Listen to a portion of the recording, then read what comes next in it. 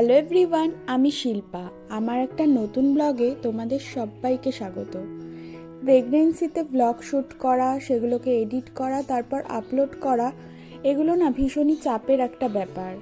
আমার blog shoot হয়ে গেলেও সেগুলোকে এডিট করে আপলোড করতে অনেকটা টাইম লেগে যায়, কারণ এখন ডেলিভারি টাইম যত এগিয়ে আসছে তত আমার শরীরটা না মাঝে মাঝে ভীষণই খারাপ হয়ে যায়। তো আমার টাইম করে বসে আর এডিট করে আপলোড করা হয় না। যারা প্রেগনেন্সিতে ডেলি ব্লগিং করে তাদেরকে সত্যিই আমি স্যালুট জানাই, কারণ ডেলি ব্লগিং করাটা না প্রেগনেন্সিতে ভীষণই চাপের, আমি যেটা হাড়ে হাড়ে টের পাই। কিন্তু আমারও ইচ্ছা করে তোমাদের সাথে এই টাইমটা আমি কিছুটা হলেও শেয়ার করি। আমি এই টাইমে কি করছি, কি খাচ্ছি, কিভাবে আমার দিন কাটছে, সবটা তোমাদের সাথে শেয়ার করি। কিন্তু সবটা তো আর হয়ে ওঠে না, তাই যেদিন আমার শরীরটা ভালো থাকে সেদিনই আমি ভিডিওগুলো শ্যুট করি। আর সেদিন ছিল শনিবার, মানে শনিবার মানেই দ্বীপ আসবে। দ্বীপ আসলে আমার মনটা একটু একটু ভালো থাকে, আর সকালবেলার দিকটা থেকে না আমার শরীরটা একটু ভালো থাকে, তাই ভিডিওগুলো শ্যুট করতে আমি টাইম পাই আর এনার্জিও থাকে। রাত্রিবেলার দিকটাই মেন আমার শরীরটা বিশেষ করে খারাপ হয়।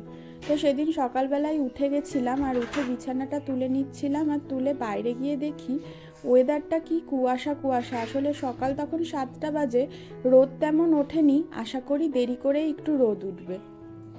যেহেতু কুয়াশা ছিল তাই আর দরজাটা খোলা রাখিনি, দরজাটা দিয়ে দিলাম আর বাইরে চলে গেলাম। বাইরে গিয়ে আমি এখন ফ্রেশ হব।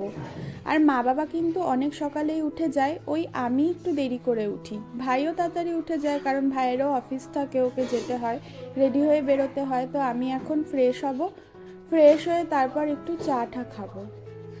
আর জানো তো, এখন কয়েকটা দিন দেখছি ঠান্ডাটা একটু বেশ কমই পড়েছে।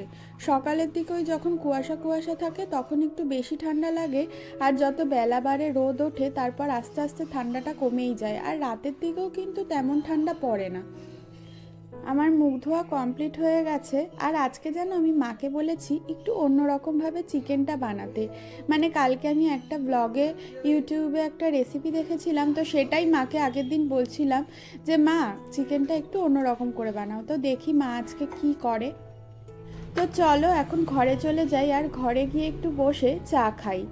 শীতের দিনে সকালবেলা একটু গরম গরম চা খেতে কিন্তু বেশ ভালোই লাগে। আর ঘরে একটা 1 লিটারের ফ্লাস্ক আছে, ওই ফ্লাস্কে মা প্রত্যেক দিন সকালবেলা গরম জল করে রেখে দেয়। যার যখন ইচ্ছা হয় ওই গরম জল থেকে একটু একটু নিয়ে ঠান্ডা জল মিশিয়ে তারপর খাওয়া হয়। আর এখন রান্নাঘরে এসে দেখি মা ওদিকে চাও বসিয়ে দিয়েছে, আর পাশে কিছু রান্নাবান্নাও করছে। তো এখন আমি চাটা খেয়ে নেব। কিন্তু চা খাওয়ার আগে আমাকে খালি পেটে একটা ওষুধ খেতে হবে, মানে গ্যাসের ট্যাবলেটটা খেতে হবে।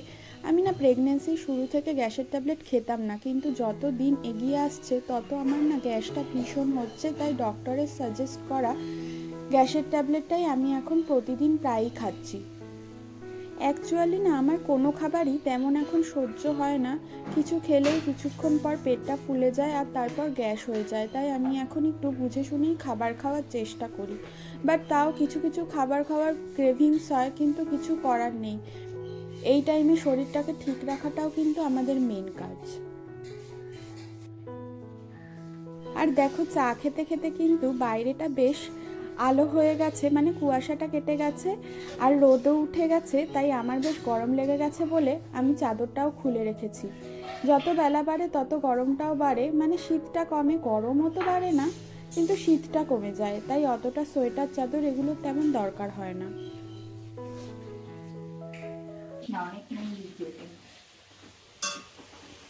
কি রান্না হচ্ছে এটা? এটা মাংস। এটা কি হরিয়ালি চিকেন? হরিয়ালি মানে ধনে পাতা দিয়ে ভালো করে মিক্স করে, ধনে পাতা আর টক দই দিয়ে, তাই তো? আদা রসুন। ধনে পাতা, টক দই, আদা রসুন দিয়ে মিক্স করা হয়েছে। এখন এখানে পেঁয়াজ ভাজছো না? পেঁয়াজ ঠিক আছে। তার আগে ফোড়ন দিয়েছি শুকনো লঙ্কা, তেজপাতা, পাঁচফোড়ন, জিরা।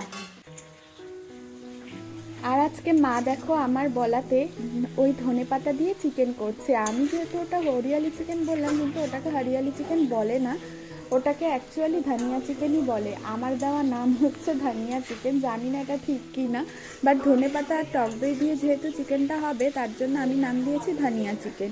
প্লিজ যদি কেউ জানো রেসিপিটার নাম কি তাহলে আমাকে প্লিজ কমেন্ট করো। ধনে পাতাটা একটু কম হয়ে গেছে তাই মা আরও এক্সট্রা ধনে পাতা দিয়ে দিচ্ছে। না আর একটু বেশি লাগে এটাতে, কি বলে যে একটু সবুজ সবুজ হয় তো ওর জন্য। এখানে পেঁয়াজ প্রায় মজে গেছে, আর ওই ধনে পাতাটা ওখানে বাটা হয়ে গেলেই ব্যাস ম্যারিনেট করে নেবো মাংসে, তারপরে মাংসটা চাপিয়ে দেবো। তুমি চাপাবা? ঠিক আছে, ধনে পাতা কারণ আমি এখনো স্নান করিনি। বেটে নি ধনে পাতাটা।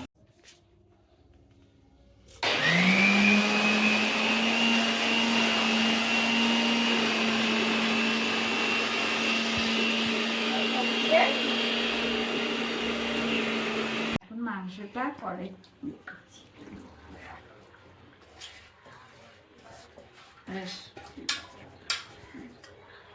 মাংসটা দিলাম।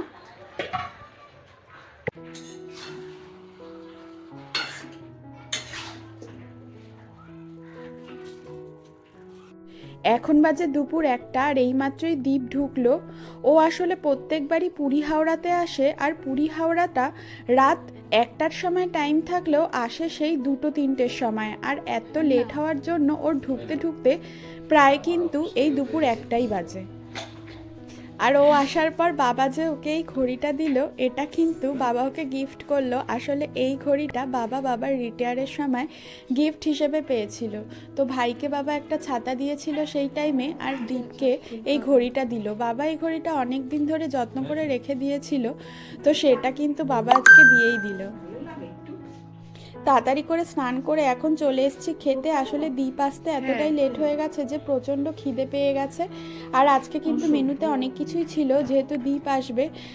ওই চিকেনটা ছিল, তারপর মা একটা নিরামিষ বাঁধাকপির তরকারি করেছিল, ওটাও ছিল, ওটা খেতে ভীষণ ভালো হয়েছিল। আর দীপের জন্য স্পেশাল ছিল বেগুন পোড়া। না, বেগুন পোড়া আমাদেরও ছিল, যেটা আমরা সকালে খেয়েছি, কিন্তু ওর জন্য এটা দুপুরবেলা রেখে দিয়েছিল। এই জুতোটা পরে সব জায়গায় ইসে করতে পারবে না, মানে দাঁড়াবা তো, মানে দাঁড়াবা, খুলবা, পরবা, অনেক সমস্যা হয়ে যাবে। তাহলে নতুনটা পরে যাও, নতুনটা কি রেখে দেবা নাকি? না, ঠান্ডার জন্য পড়েছে। দুপুর 3:30টার দিকে বাবা সব ব্যাগ প্যাকিং করে এখন যাচ্ছে বন্ধুদের সাথে দুদিনের জন্য পুরী ট্রিপে। আসবে কিন্তু সেই মঙ্গলবার। দুপুরবেলা একটু রেস্ট করে এখন দেখো সন্ধে হয়ে গেছে, আর এখন চা খেতে খেতে আমি একটু দীপের সাথে গল্প করছিলাম। ও না আজকে 2 সপ্তাহ পর আসলো, তার জন্য ওর সাথে অনেক কিছু গল্প জমেছিল, তাই একসঙ্গে মিলে গল্প করছিলাম। আর তারপর ও একটু বাজারে গেছিলো, আর ততক্ষণ মা একটু আমার চুল বেঁধে দিচ্ছিল। মা কিন্তু এইভাবে আমার প্রতিদিনই চুল বেঁধে দেয়, কারণ চুল বেনি করে না শুলে আমার ঘুম ভালো করে হয় না। মেয়ে হওয়ার পর দিদিভাই দেখো আজকে প্রথম এসছে এই বাড়িতে, তাই ভীষণই এক্সাইটেড লাগছিল, কারণ ওর সাথে কিন্তু আমার অনেক দিন পর দেখা হলো, প্রায় 1 বছরেরও বেশি। খাচ্ছো? ফোনটা দেখে না ঠিক বুঝে যায়। হ্যাঁ, নিজেই খাবে। ওই দেখ, নিজে ঢুকিয়ে নিচ্ছে আমার হাতটা। হেয়ার ব্যান্ড পরেছে। গুড মর্নিং সবাইকে। আর এটা হলো পরের দিন সকালবেলা, আর আজকে সকালবেলা আমার মনটা ভালো ছিল না, কারণ আজকে একটু পরেই দীপ চলে যাবে।